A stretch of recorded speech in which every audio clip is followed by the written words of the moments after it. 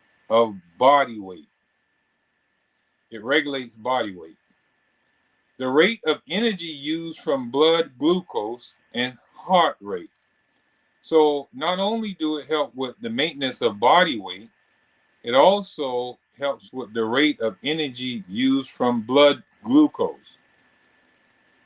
So it determines how much of the glucose is being burned, being used from the blood.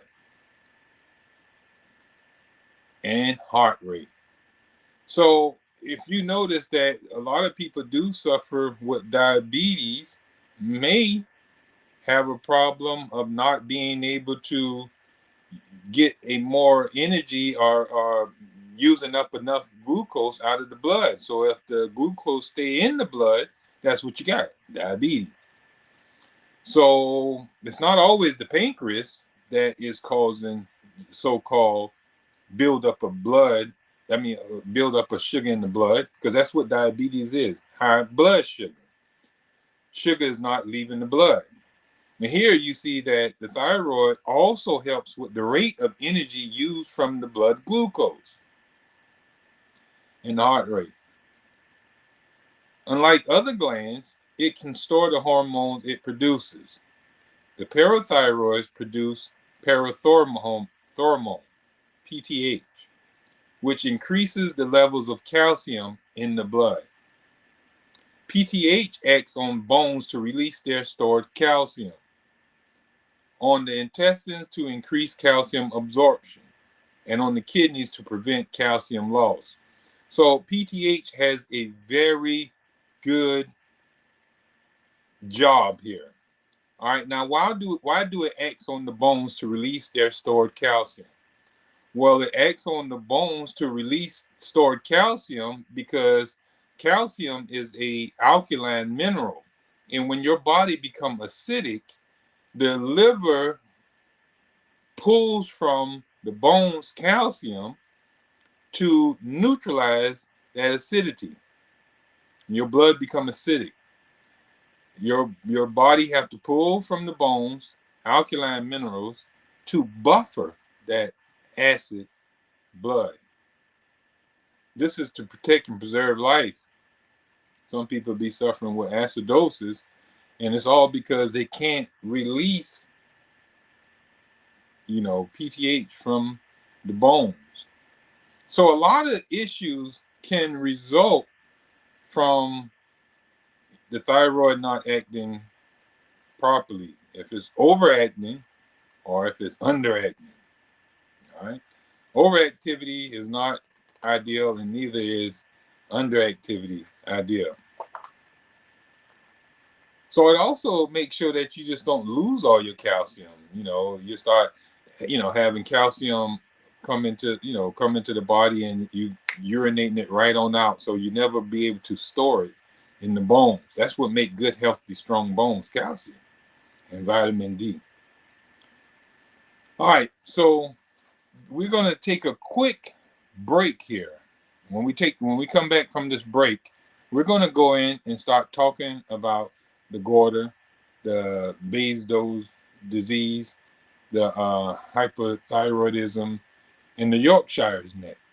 We're going to start talking about the symptoms that people suffer from, the different types of hypothyroidism, the different degrees.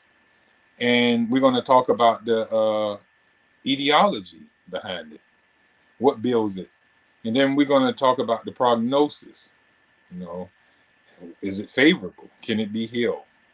And how long do it take to heal and stuff like that.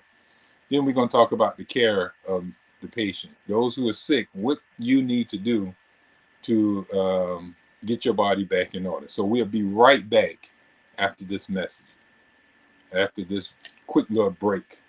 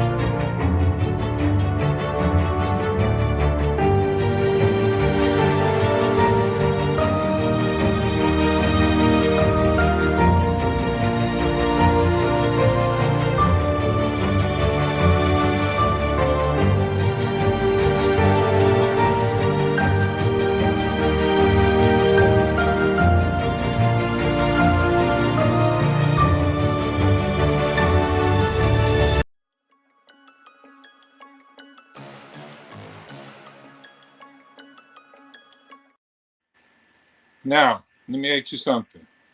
Are you or one of your friends or family members walking around and got a big lump coming from out of the side of your neck, out of the middle of your neck, somewhere around your neck? And the doctor is telling you that you have an overactive thyroid gland, and he's calling it a goiter, like you got a big Adam's apple. Especially women, you see a lot of it happen with them. You got this big bulge coming from out of your bottom of your jaw. These are affections of the ductless gland. Now, this ductless gland is the thyroid gland. Now, all glands of the body, be they duct or ductless, are under the constitutional or federal government of the body. They all run by the constitution of the body. There's one constitution that the body, every cell and tissue must follow. They're a union. All right. So they must follow this, you'll say, organism constitution. We're going to call it the constitution of the organism. And all these organs and tissues, for it to be a part of your body, must join a union called symbiosis.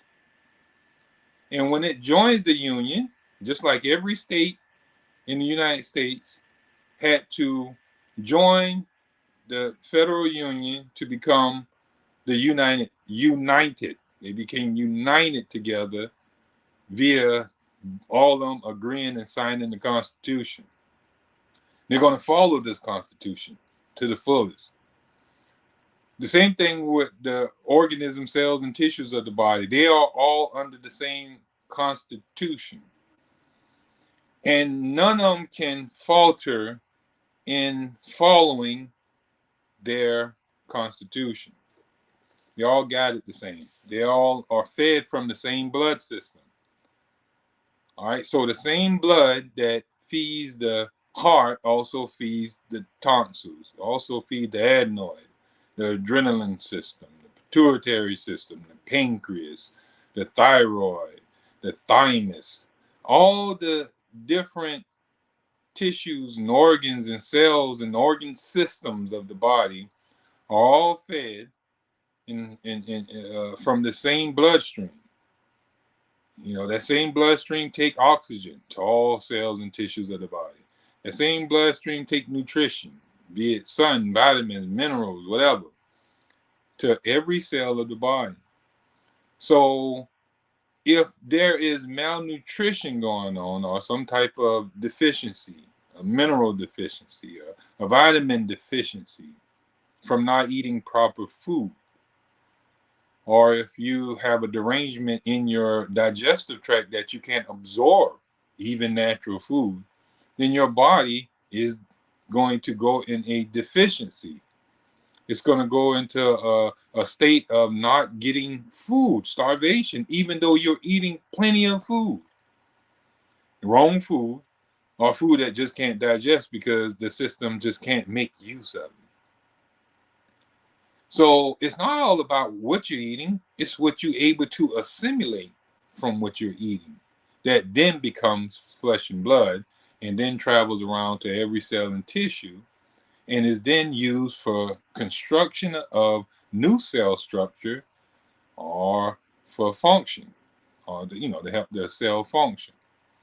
But if you're not getting the proper food or you're not able to assimilate the food, then nothing can become blood. And if the blood don't have the vitamins and minerals and the macronutrients that's needed for cellular growth and cellular function, then every cell and tissue that need nutrition from the blood is going to be out of gas, not going to be able to get anything. And here it is, the thyroid is such a gland that requires nutrition from the blood. So we don't have to, we don't have to think, if other organs and tissues in the body are without um, without um, nutrition, that this cell and tissue is going to keep continuously work even though it's not getting nutrition as well. So let's look at this. I'm going to go into I'm going to tell you one thing before we do start talking about it. Every cell must have energy. Every cell of the body must have energy and food. Those are the two requirements that they really need. Now, food is going to be nutrition. That's going to be air, water, and you'll say macro and micronutrients. That's minerals and vitamins, proteins, fats, and different stuff like that. So they're going to need food. That's nutrition. And they're going to need energy to make use of the food. Now, energy comes from rest, getting sleep. We think that we can get energy from stimulants, stimulating food, stimulating drinks, stimulating remedies, stimulating drugs. All this does not provide the body with energy. It robs the body of the little energy it still has. It's like trying to beat a tired horse with a whip. Now, beating a tired horse with a whip don't give it energy, even though he gonna get up and move now. But it's not gonna give him energy. You're just stimulating him to move. And if you keep whipping him and never let him sit down and get any rest, he will soon die. This is the same thing going on with the organs and tissues of our body. When we utilize stimulants to force inactive organs and tissues in action, they're failing. They're not working properly. Instead of us giving them rest, we go to these medical doctors, we go to these different herb meds, and we go through all these different treatments, and we get stimulating poisons to force activity where the body is demanding rest. We want the body to act when the body is trying to tell you, I need rest. We don't give it rest. And so it soon goes from failure to atrophy. It degenerates. Now we're suffering with degenerative disease because we didn't allow the organs and tissues to rest. Now, hyper usually comes from the point of it's trying to work and keep up with the issues of the body. Your muscles hypertrophy when you keep putting work to it.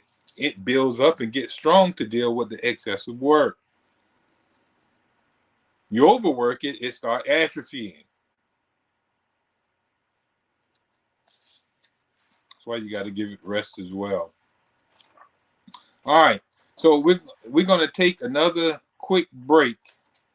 And when we come back from this break, we're going straight into thyroid. We're going to talk straight into the thyroid. So give us a quick second. Make sure you get you a paper and pen and come back.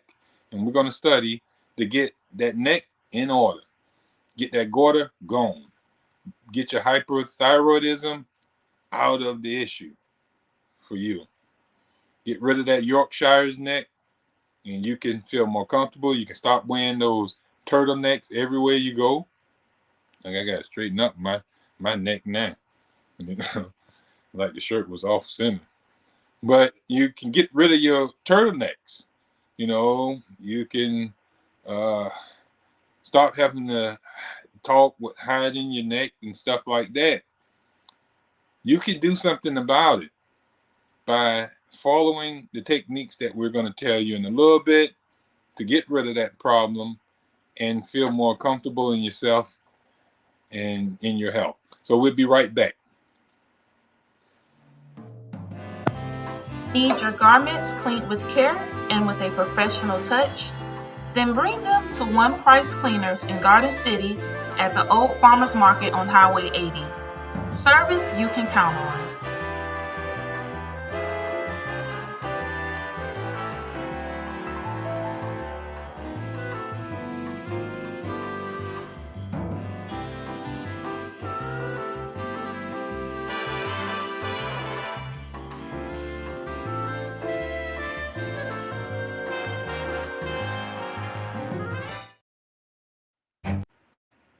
Hello, I'm back.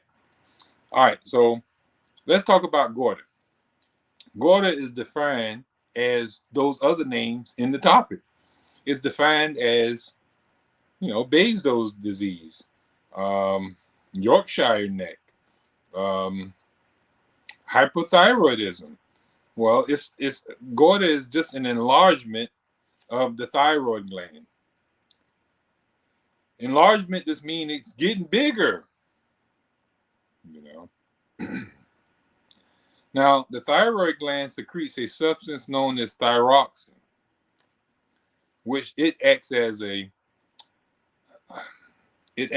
catalytic agent in the process of oxidation. So it helps the oxidation process. When they say a catalytic agent, meaning that it helps with the change. It helps with the shift, the transformation in the oxidation process. So without thyroxine, that thing cannot oxidize. It cannot change. It cannot shift. Just like inside the stomach, for your food, for carbohydrates to break down into amino acids, there must be an enzyme to help as a catalytic change or shift. All right. So they call it a catalyst. An enzyme is a catalyst. It helps with changing a thing into something else. It's like a shape shift when it is present. So if pepsin is present around proteins, it'll make it turn into amino acids. It'll flip it and break it down into amino acids. So it helps in the change. All right. So thyroxine is active in practically all the cells of the body. It quickens the rate of transformation of energy and is a regulator of metabolism. So thyroxine is active in every tissue of the body. It helps with the transformation of energy and regulates metabolism. So if you might be feeling sluggish and down a lot, you might be suffering with a problem with the thyroid. If you have a problem with your metabolism, you might be suffering with problems of the thyroid.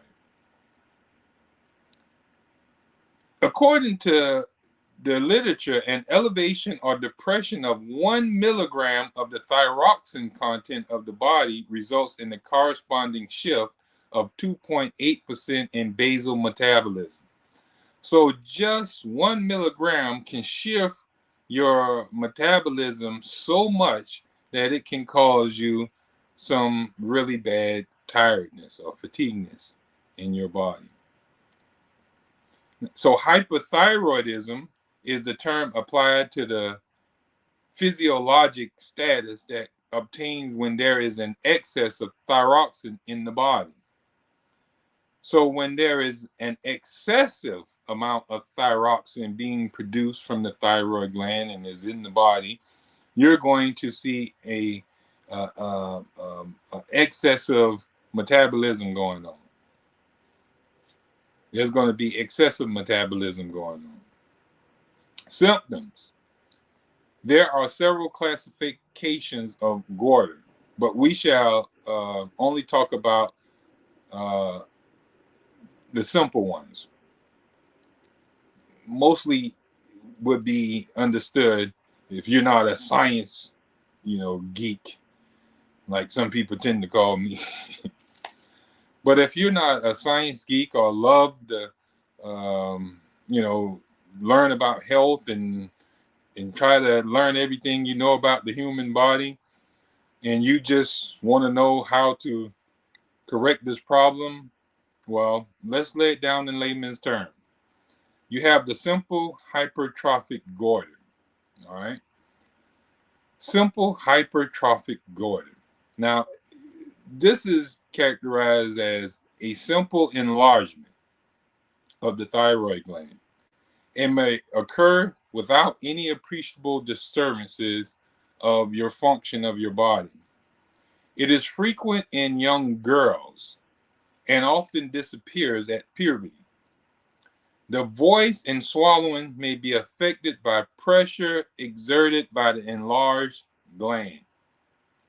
So you may have a lot of the young girls, their voice change. And it all because of the gland, an enlarged gland.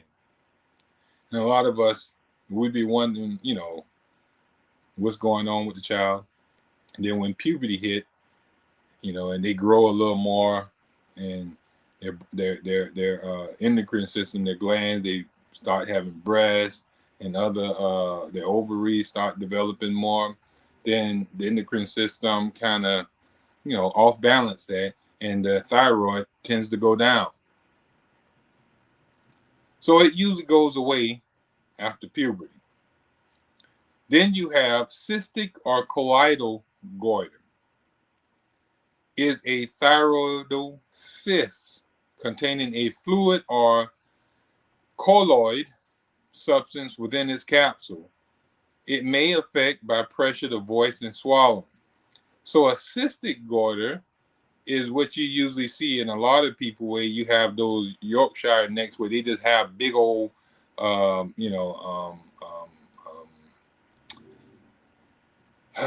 big old like swollen glands. But it's not actually a gland; it's a cyst. It'd be like an abscess that's growing from out of their neck.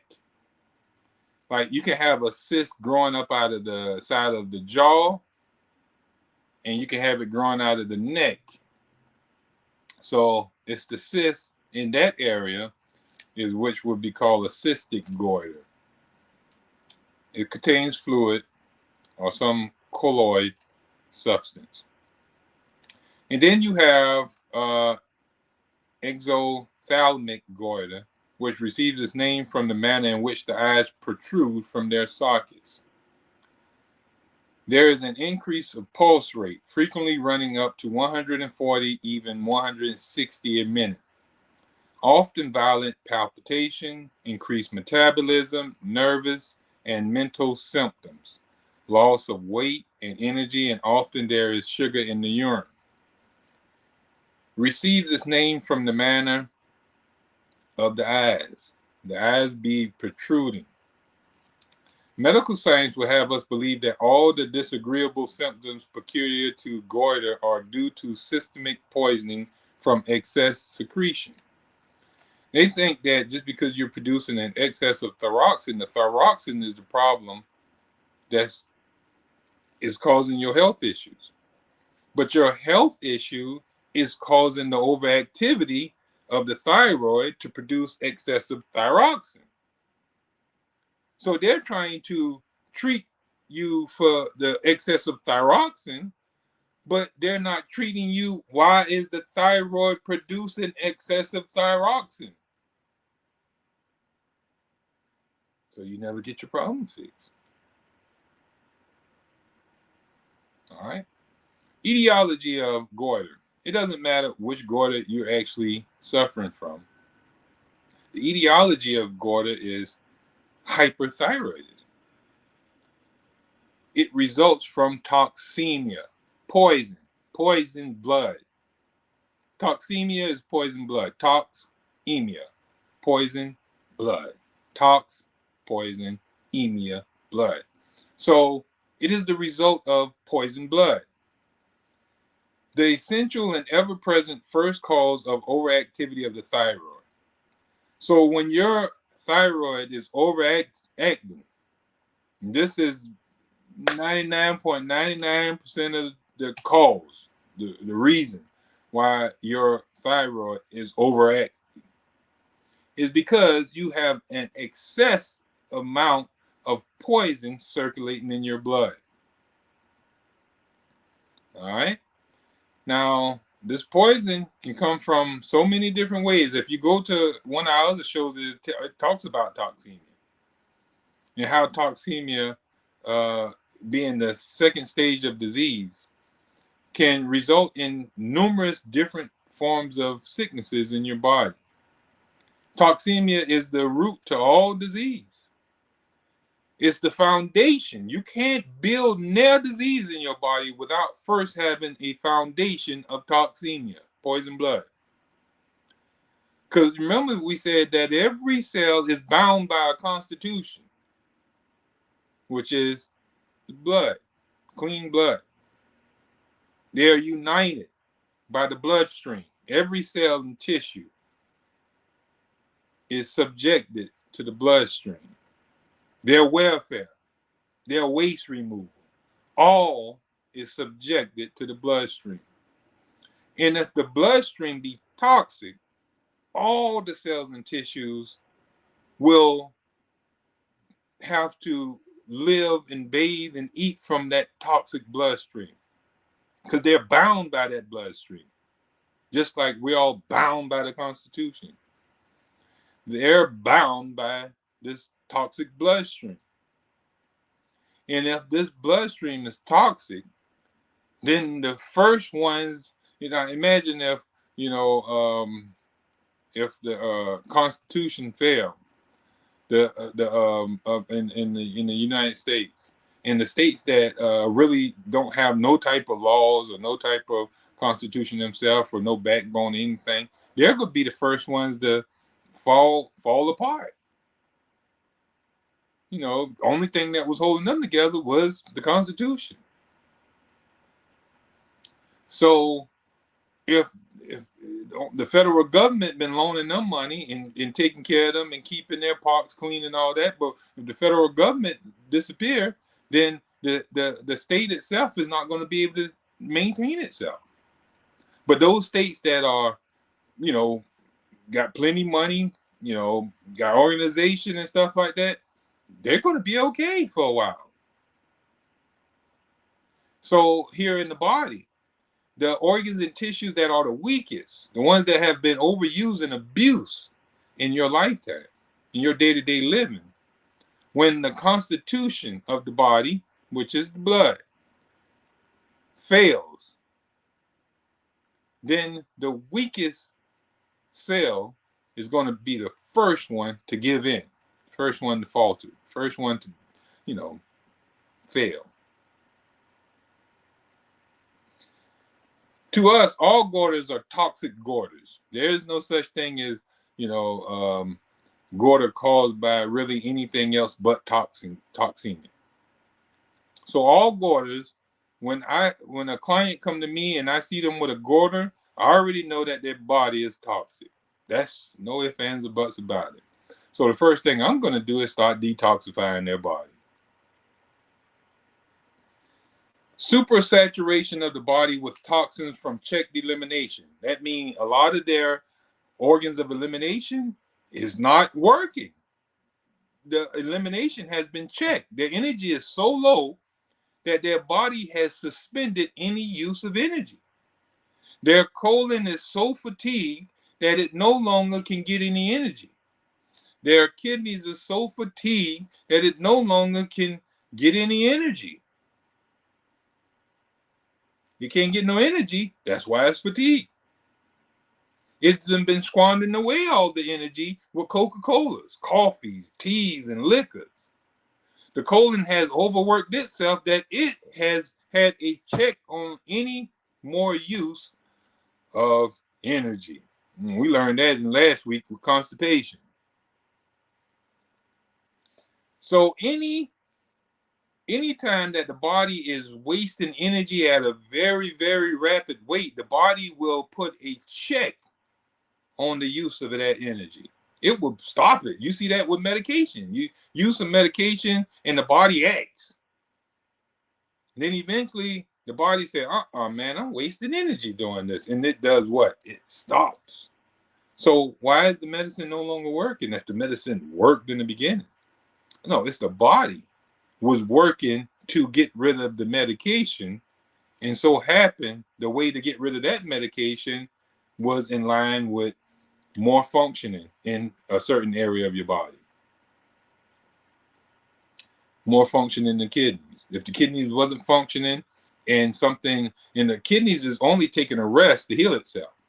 But if something come there and hit it, bah, get up and move. Or something you take is real poisonous and it can threaten to kill you, then the kidneys is not going to say, well, I'm going to sleep a little longer. It's going to get to work. Let me make sure you understand what I just said. The only reason why when you take a diuretic, the diuretic make you go use the bathroom, it's not that the diuretic making you go use the bathroom. It's just that the diuretic is such a poisonous pill that when ingested into your body, the body is in a dire strait to either lay down and die or do something to defend itself against this poison you just injected into your body. The body, in all its wisdom, is going to follow the law of self-preservation. It's going to try to heal itself. It's going to do so by neutralizing this poison and sending it out the best way. Now, the best way to get rid of diuretic is through the kidney. So the kidneys, even though it's sleepy and tired, it must step up and do the job of getting rid of this poison to save the whole body. It can't sleep. So it appears that it worked. But if you do this over and over, day after day, beating and lashing the kidney's going to say, oh, I can't take it no more. And it's going to stop. That's a check on elimination. All right, we're going to be back in just a second. We're going to talk a little bit more about it. We're rounding down to the last 15 minutes. So we're going to come right back after this break, and we're going to sum this thing up.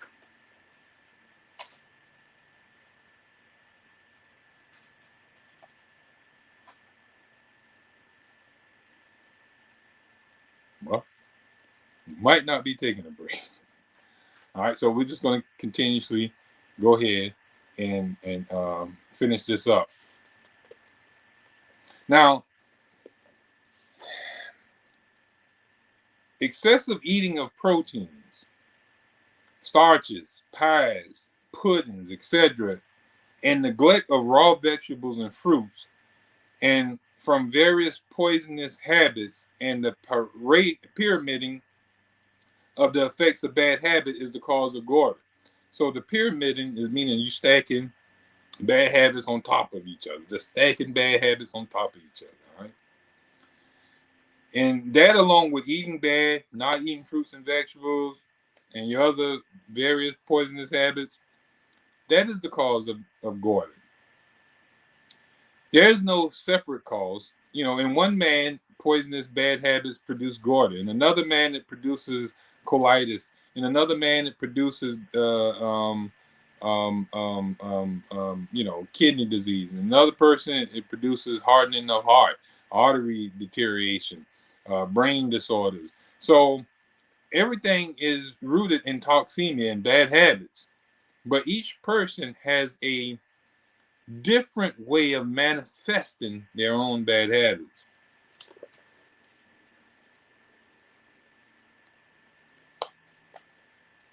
All right.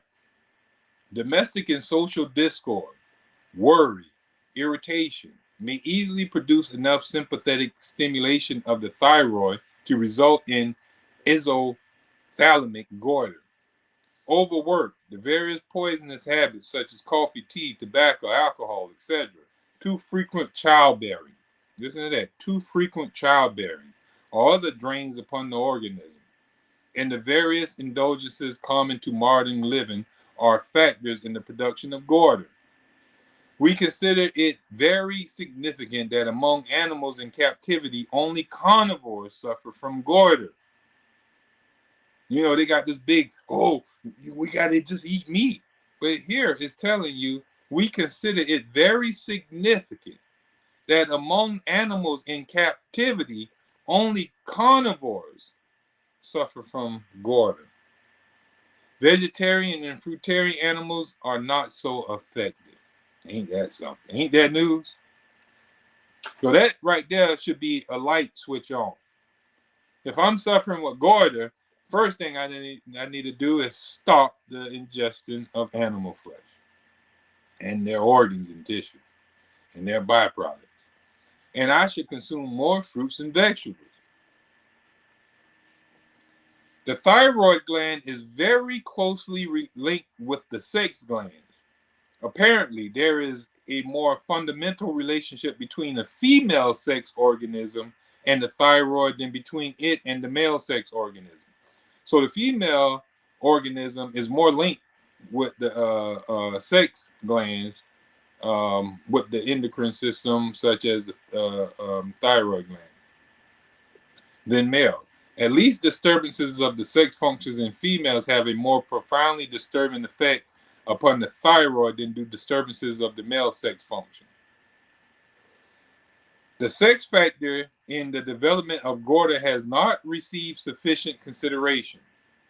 Dr. Wager says that in practically all female goiter patients who have reached maturity, and also frequently in girls who have just passed puberty, is an intimate association and pathological involvement of the ovaries or uterus or both. So most women who are suffering with goiters up in age after puberty is very much linked to the thyroid. And it's because of abuse of their uterus, their ovaries. In the majority of cases, there exists a small uterine fibroid. In many cases, the uterine tissues are themselves in a state of fibrosis, induration, and enlargement. Now, most of the women are suffering. They go into the gynecologists and, they're suffering with all these cysts and polyps and fibroids and all this type of stuff on their uterus, on their womb. And then the doctor only want to just cut out these things. Almost invariably, there is found a complicating chronic endometritis or endocervicitis with retained secretions. Tilden says, thyroid enlargement is secondary to uterine and ovarian perversion in the female and gonadal perversions in the male. All right, so he's saying that the primary issue, when you're suffering with a goiter or Yorkshire neck or Baesdow disease or hyperthyroidism, that is secondary. It is because of an issue in the uterine or the ovaries. There's a perversion somewhere already down the system.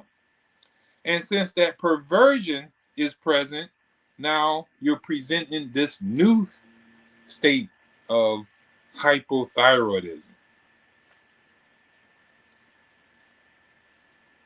He says, superinduced by overindulged appetite and passion. All right? Overindulged appetite and passion. For the most part, by suppressed lasciviousness and salaciousness. Again, I have never seen a case of goiter in women who have not been troubled with toxemia and who have not been suffering with gastrointestinal catarrh, mucus buildup, irritation, inflammation, and catarrh state of the womb. I have found drainage from the womb invariably imperfect.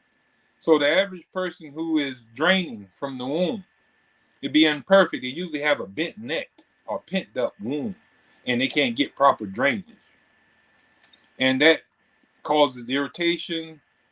It even causes some of them to excessively have sex because it irritates their clitoris and cause them to stay stimulant, and have them thinking about it. So it becomes a self-fulfilling prophecy. The thyroid and mammary glands are auxiliary to the reproductive system, and anything that perverts the functions of the reproductive organ causes abnormalities of the thyroid and breast. Lumps in the breast, so generally headed into cancer, are invariably associated with the same kind of pelvic derangement as is goiter.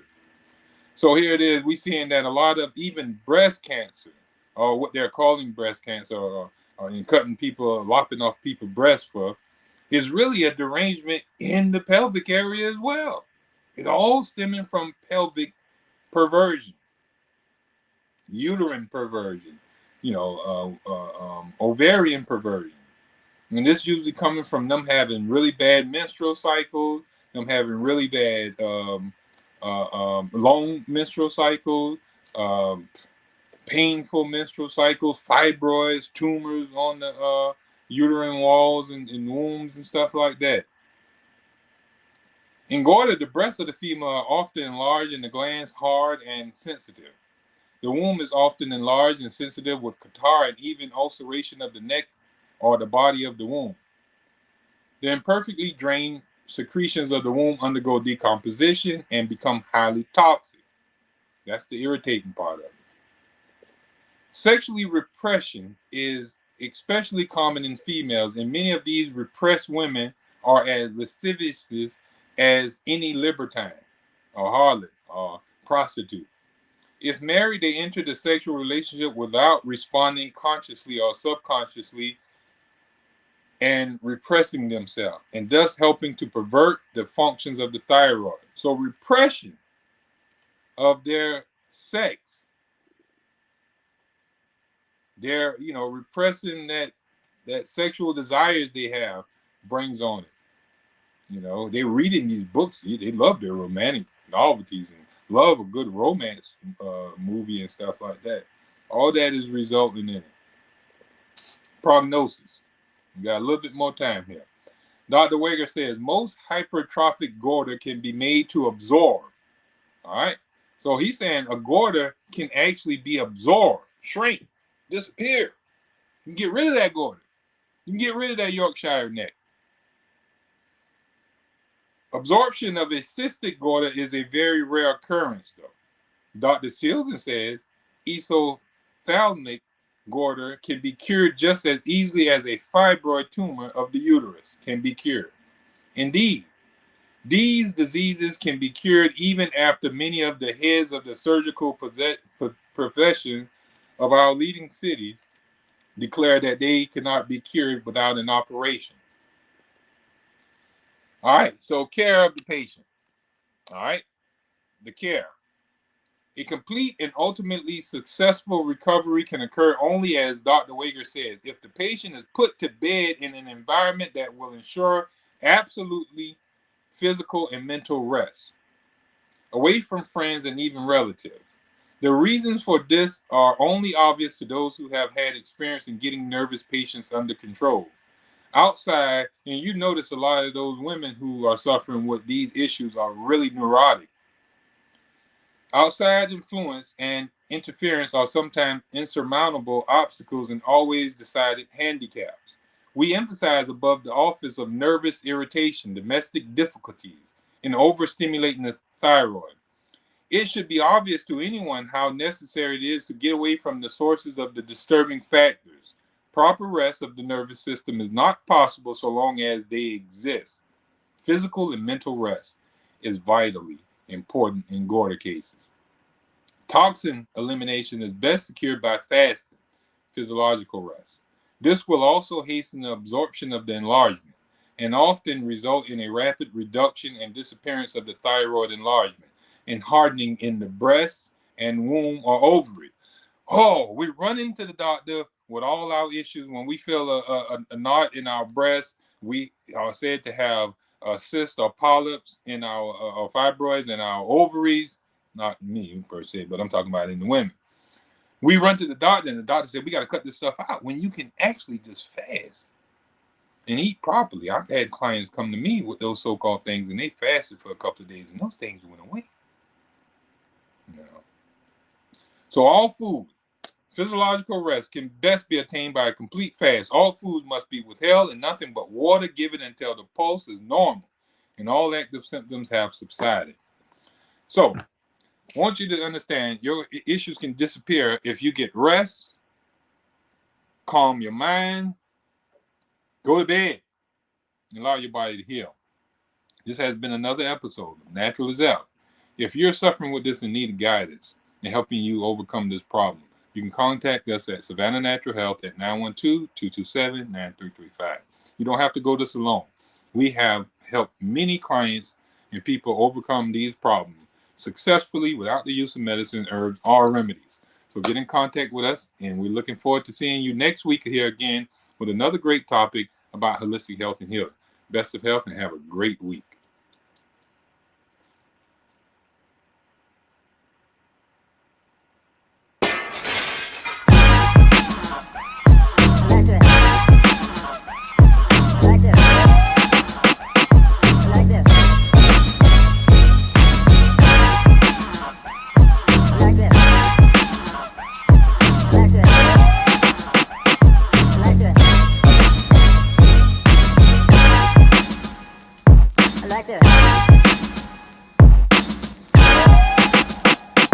Like this.